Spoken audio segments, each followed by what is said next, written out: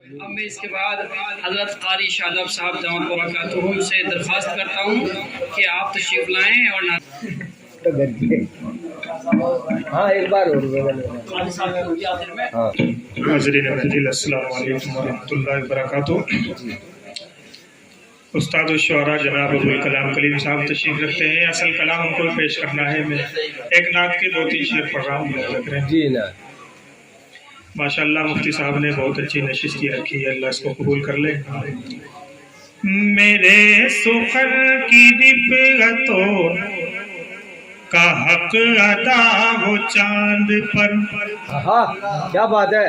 میرے سخن کی رفعتوں کا حق ادا ہو چاند پر، میرے سخن کی رفعتوں کا حق ادا ہو چاند پر، خدا کرے کہ نعت کا مشاعرہ ہو چاند پر۔ واہ سبحان اللہ۔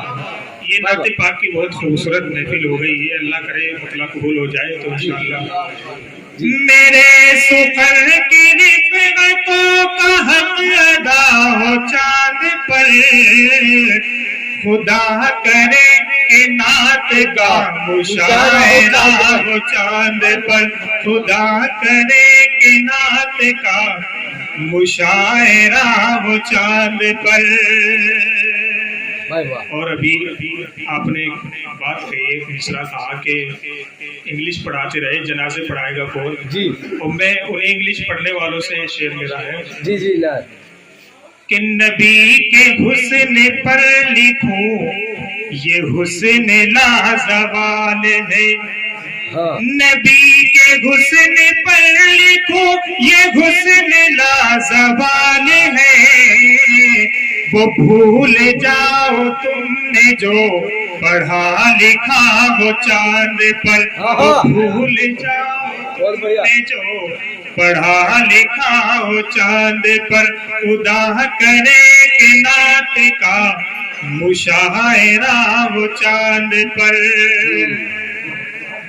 اور خلائے نور نور ہو ستارے سامعین ہو، خلائے نور نور ہو ستارے سامعین ہو، جو نقش پائے مصطفیٰ کا تذکرہ ہو چاند پر، جو نقش پائے مصطفیٰ کا تذکرہ ہو چاند پر، خدا کرے کہ نعت کا مشاعرہ ہو چاند پر۔